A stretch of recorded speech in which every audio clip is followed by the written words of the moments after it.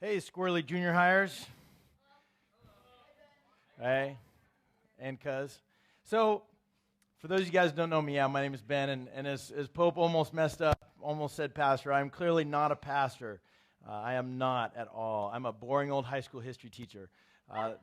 But the good news is that this book is awesome, whether it's a cool youth pastor bringing it or whether it's a boring old high school history teacher. So that's the good news. It's cool either way. And here's the thing. I was saved by Molly Morgan. Okay, so we're in this tale of three kings, right? Right. And last week you got to hear about Saul, who ends up not being the perfect king. This week you're going to hear about Absalom, someone who probably most of you have never heard of. And if you stay in the church the rest of your life, which I certainly hope you do, you'll probably never hear of this guy.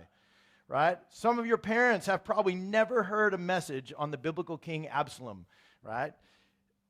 So it's going to be super cool. And I thought I was going to be speaking on Saul. There was some confusion and whatnot. And I had this whole great message on Saul. It was going to be so wonderful. And we had the wonderful Miss Molly Morgan over to dinner last week. And we're having dinner. I said, so how was the message this last week? Oh, it was great. It was on Saul. And I thought I was supposed to speak on Saul. But she saved me. She let me know that I had prepared the wrong message, so you don't get to hear the same message 2 weeks in a row. So, hey, thank Molly Morgan when you see her for that. But we are going to hear about this guy Absalom tonight, and I'm going to talk about him in just a second. But I want to highlight one thing. I know that on Sunday mornings you're hearing about Daniel, and I know that we're in this Three Kings series, and it's about these Old Testament guys. And I just want to highlight something that maybe has run through your mind. Maybe it has, maybe it hasn't. But I think for a lot of us, this is a deal. And that is, we kind of think there's a disconnect between the Old Testament and the New Testament. You know, it's like, there's some like really rough stuff in the Old Testament, isn't there? Right? I mean, if any of you know anything about, I don't know, maybe you're not. Maybe you're here tonight and you're like, never done this whole Jesus thing, and this is a whole new thing for you. But there seems to be some really rough stuff, you know, and we think New Testament is like love and kindness and Jesus, and isn't he so nice and loving and sweet? But God in the Old Testament, doesn't he seem kind of like mean and cranky sometimes? And don't maybe some of us wonder, it's like, wow, is that really the God I follow? Let me just speak to that real quick. First of all, if you read the New Testament carefully, you know what Jesus says an awful lot? Woe to you. Jesus was not just some nice guy. He was routinely telling people in sin, woe to you. Right? And in the Old Testament, one of my favorite phrases that comes up over and over again about God, what God says over and over again is that he is full of loving kindness and slow to anger. Full of loving kindness and slow to anger. The vast majority of the junk, and you're going to hear some of it tonight. By the way, this is like some really mature stuff. So get ready to be mature because some really mature stuff happens here. All the stuff in here, the terrible things that happen, none of it is prescribed by God. It is people who are sinful doing terrible things. It is not God saying, hey, go do a bunch of terrible things. And in the places where it seems like it is God being vengeful and wrathful, I do want to express this. We should not take the idea of sin too lightly. Yes, God hates sin. He loves you. But make no mistake, he hates sin. And we are all guilty of it. Right? So, yes, God is a holy and righteous judge, and that's a good thing. I love my son. I mean, I love him. But when he bites his sister, I hate that. I love him, but I hate his sin. And that is a proper representation of how God feels about you. He loves and adores you, but he does hate your sin. And we're going to see some of that tonight. So anyway, as we get to that, matter of fact, any of you guys know the band Big Daddy Weave? You guys, I got that, you know, you get a song stuck in your head and you can't stand it, and the one I got in my head and I can't get it out and I can't stand it is My Story. Has anybody heard that song? Right? There's a great part of that chorus that says over and over again, it says, where justice is served and mercy wins, That's the proper understanding of God's relationship to us.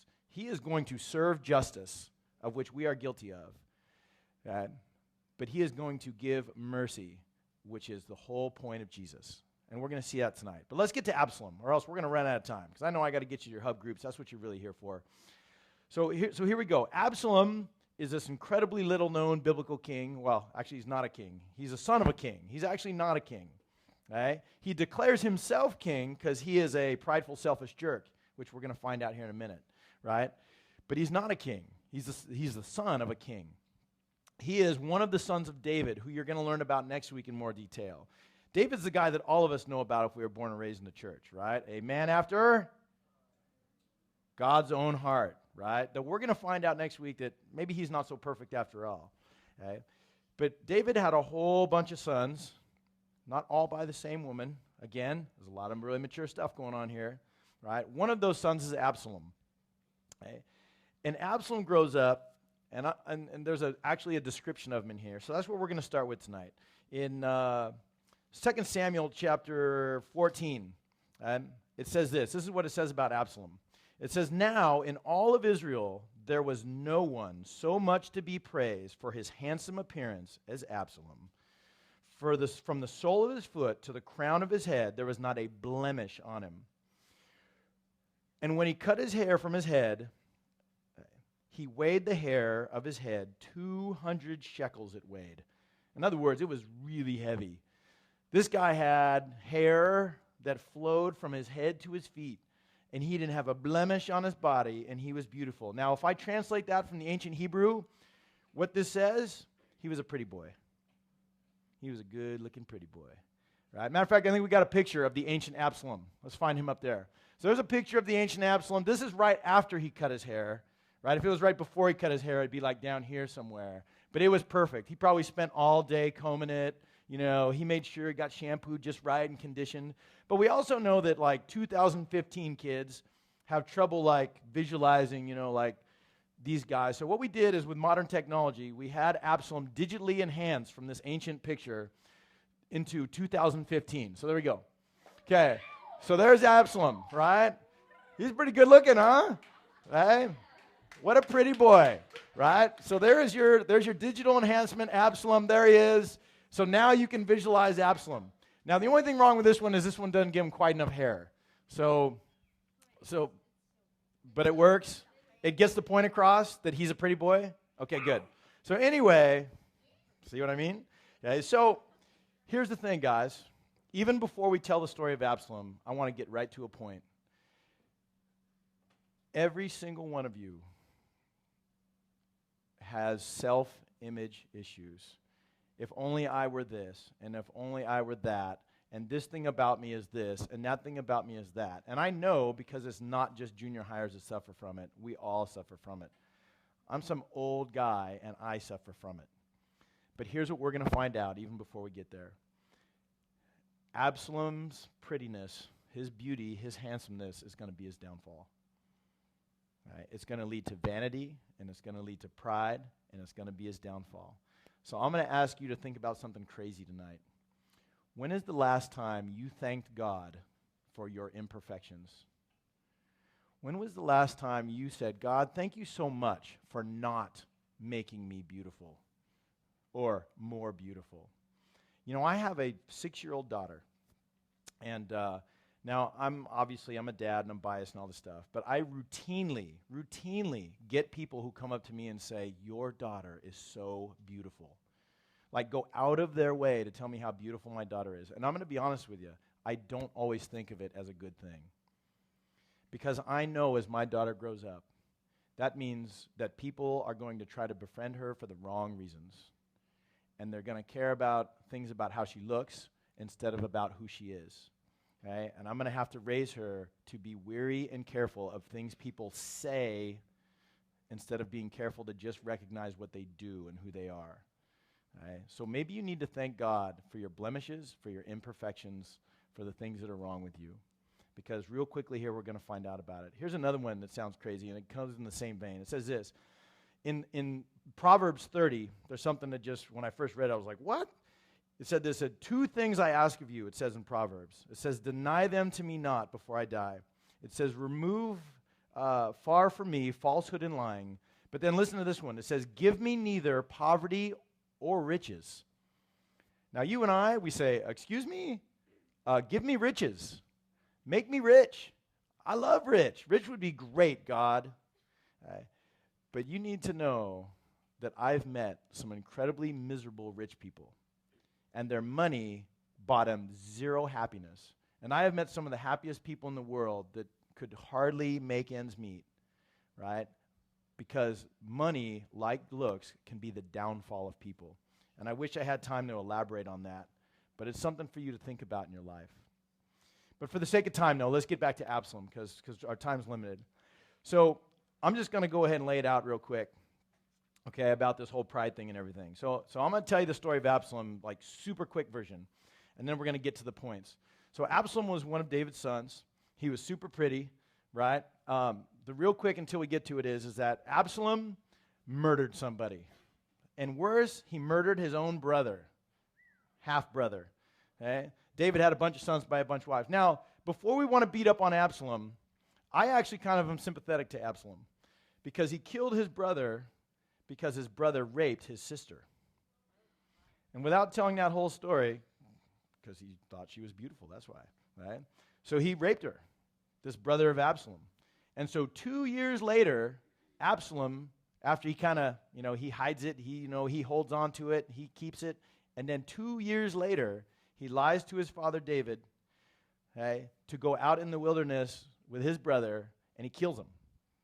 From that point, his dad exiles him. David exiles him. He's on the fly. He's on the run out there. And after a couple years, one of his dad's servants kind of tricks him, kind of tells him the truth into allowing Absalom to come back to the kingdom. But even when Absalom comes back to the kingdom, David doesn't let him in his presence. But after a couple years, some other things happen that, again, we're not going to go into tonight, that finally David gets to the point of forgiving him and allowing him into his presence. All right? So on the one hand, I'm kind of sympathetic to Absalom. But there's a couple little hints in here that we need to understand. And that's that. Number one, it wasn't his job to take revenge. If he wanted vengeance, that was David's job. And in that sense, he was being completely disobedient to his father. He lied. Okay?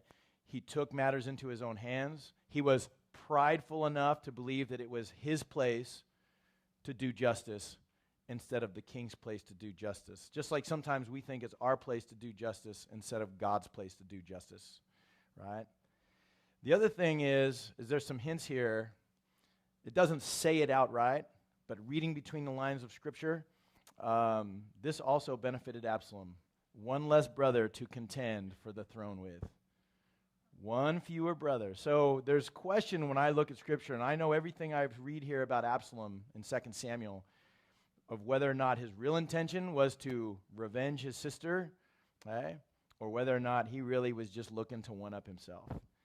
And that's some reasons why we should start to question it right there. But even when David, his father, finally forgives him for something that is pretty heinous, killing one of his other own sons, his own brother, instead of rejoicing, instead of embracing his father, instead of being an obedient son, Absalom now conspires to overthrow his father. And that's where we're going to jump in. In the first verse of chapter 15 of 2 Samuel, it says this. It says, after this, all that stuff that just happened, Absalom got himself a chariot and horses and 50 men to run before him. And Absalom used to rise early and stand beside the way of the gate. The king for judgment. Absalom would call him and say, from what city are you? And when he said, your servant is from such and such a tribe of Israel, Absalom would say to him, see here, your claims are good and right, but there is no man designated by the king to hear you, right?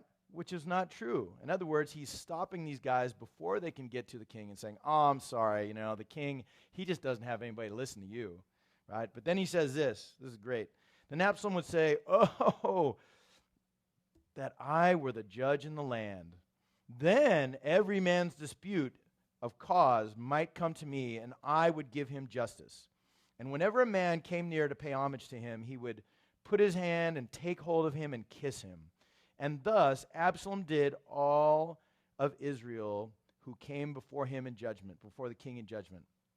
So Absalom stole the hearts of the men of Israel. Absalom stole the hearts of the men of Israel. Absalom didn't earn the hearts of the men of Israel. Absalom stole the hearts of the men of Israel.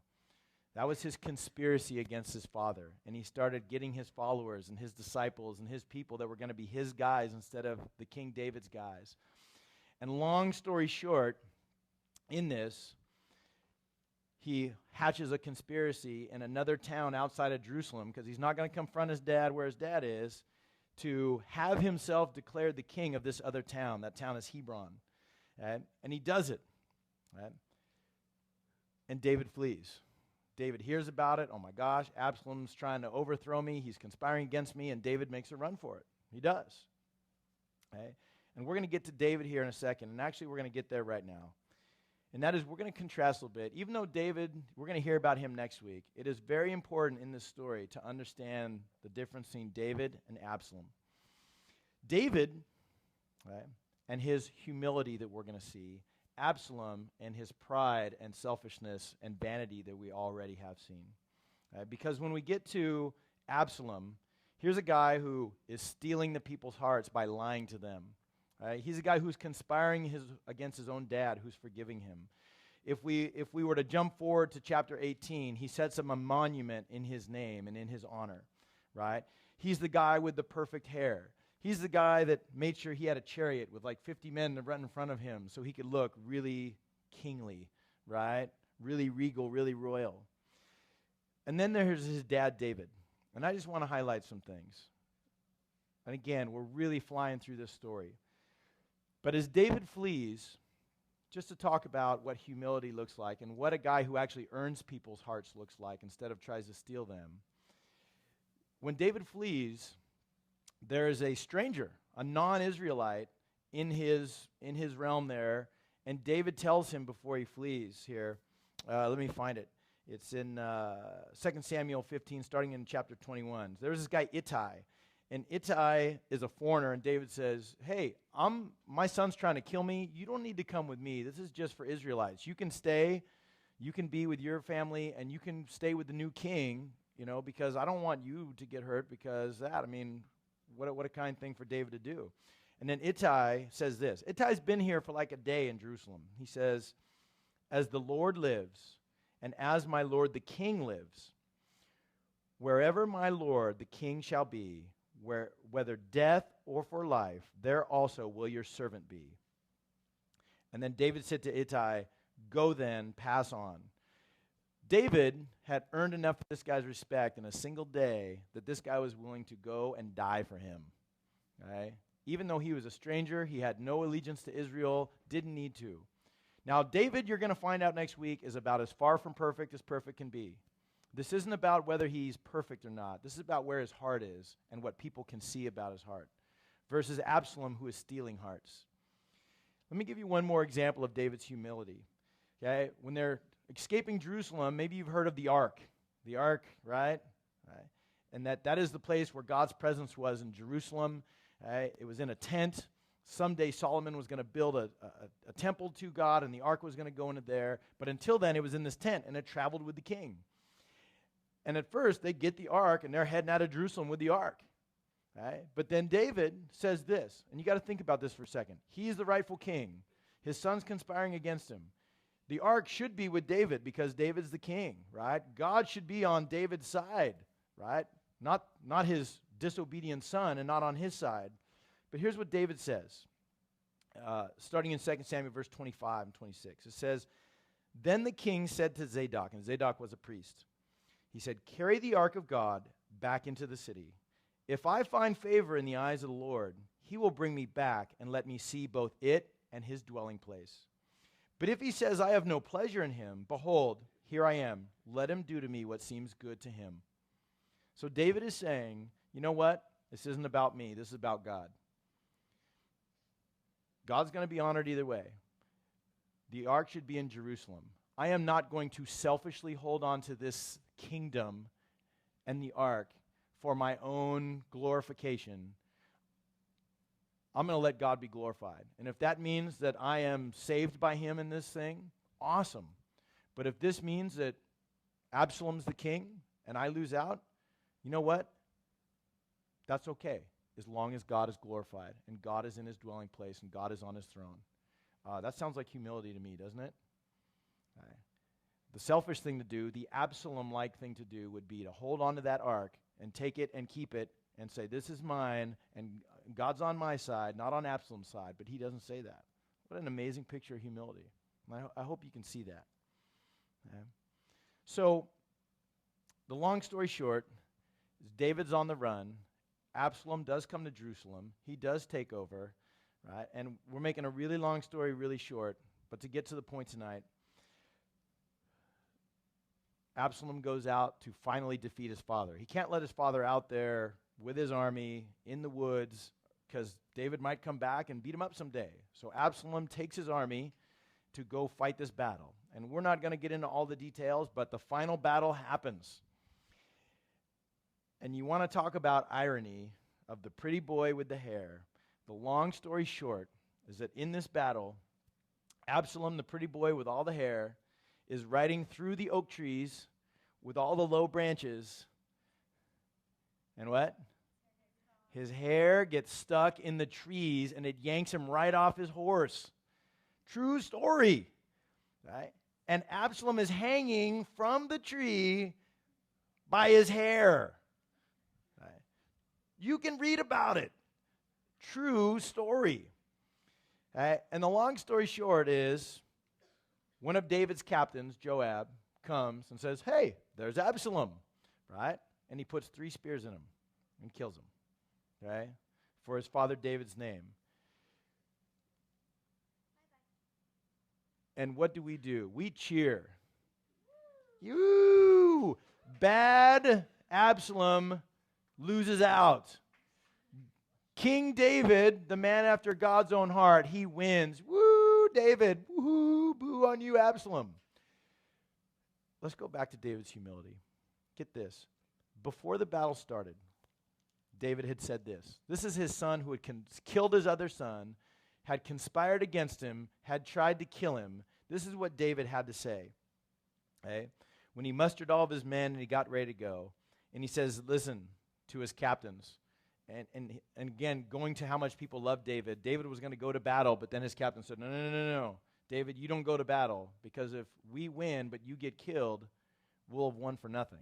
You stay here so that we know you're going to live whether we win or not, right? That's how much David's men loved him, because clearly he must have earned their hearts and not stole their hearts. But listen to what he says. He says, deal gently for my sake with the young man Absalom. And all the people heard when the king gave these orders to all the commanders about Absalom. Now, Joab heard it too, and he killed him anyway. That's a whole other part of the story we could tell. But, right, that's, my son stabs me in the back. He kills my other son. He conspires against me. He's trying to kill me. And I say, hey, make sure you go easy on my son. Right? And then the word comes back to David that his son has been killed in the battle. And this is what he says. There's 2 messengers that come back, and the first messenger tells the king, hey, we won the battle, but he doesn't know about Absalom. So now the second messenger's coming, and David's all nervous and anxious, and what happened to my son? And the guy says this. He says, and behold, the Cushite came, and the Cushite said, good news for my lord the king. For the Lord has delivered you this day from the hand of all those who rose up against you. The king said to the Cushite, is it well with the young man Absalom? And the Cushite answered, may the enemies of the Lord, the king, and all those who rise up against you for evil be like that young man. In other words, ancient Hebrew translated, no way, we killed him for you, right? We killed him for you, David. You're welcome, right? Somebody conspired against you, we got him. Here's David's response. And the king was deeply moved, and he went up to the chamber over the gate and wept. And he went and he said, oh, my son Absalom, my son Absalom, would I had died instead of you. Would I have died instead of you? And, you know, we view the Old Testament, as we said earlier, so disconnected from the New Testament. But over and over again, the reason why David is a man after God's own heart, this story completely and utterly foreshadows the coming of Jesus. Why? David loved his son even when his son sinned against him. He loved his son even when his son rejected him. And now David is saying, I would rather have died than my son have died. I would rather have died than my son has died. I hope you know that that's what God's done for you. Okay? Whether you realize it or not, you have rejected God. You've spat in his face. You have done wrong. You are worthy of judgment. But God says, I would rather die than to see my children die. I love them so much that no matter what wrong they've done, I just can't let them go. Right? And even though David failed to save his son, he is setting up what God is going to do, and he is going to save his children. I want to go back and just finish with one last verse, talking about this whole concept of this and what has happened. Back previously, if we went back, there's this interesting verse, and after it's when Absalom was first in exile, and somebody went to the king to try to allow Absalom to come back, and this woman who is sent by Joab comes before him, and she says this, and she's conspiring to get Absalom to be able to come home, but she says this, says, we must all die. We are like water spilled on the ground, which cannot be gathered up again. But God will not take life away, as he devises means so that the banished one will not remain an outcast. God comes up with plans to make sure that the banished will not remain an outcast. And that's what this story is all about. It's pointing directly to the New Testament. It's saying this is exactly, David is a man after God's own heart, not because he's perfect, but because he has a heart like God, a heart that desires that his children be brought back to him. And that's my prayer for you tonight. My prayer for you tonight is you will realize that, number one, you should thank God for your blemishes and your imperfections. You should thank God for the things he hasn't given you that you want. Because people that are filled with all the stuff they want still end up empty. There's only one person who can fill that hole in your heart. That can adequately fill it. As much as I desperately love my wife, she can't fill it. There's only one person that can fill it. Right? And that's why God allows you to not have everything your way, so that you can realize that. I hope you can realize the difference between what humility looks like and what pride looks like. That you earn people's hearts instead of stealing people's hearts. And last, I hope you can see that this book is telling one grand story. One amazing, unbelievable story that is told nowhere else in any other religious book, in any other story, in any other worldview, in any other belief system out there. That's one of the main reasons I believe in this book. Love is never described in any way by anybody the way this book does. Amen? Let me pray for you guys. Father, I have no problem recognizing the darkness and the blackness in my heart. That no matter what, if there's somebody who thinks that I'm a good person or whatnot, I know better. I know about the blackness in my heart. And hopefully we all understand that too. That we have not met the mark, but that you love us anyway. Right? That you love us so passionately that you will go to no ends to give us an opportunity to be reconciled with you because you love us so much. Father, I thank you for our physical imperfections. I thank you for the things that don't make us beautiful. I thank you that therefore we can be known for who we really are, and we can be loved for who we really are, and that we can have a situation that allows us to not allow pride and vanity well up in our lives, so it'll be our downfall. Father, I thank you that you can point us towards a better way, a way where we earn hearts instead of steal hearts. Father, and I just do thank you for the grand story that you've told and how it all weaves together, and how it brings us together.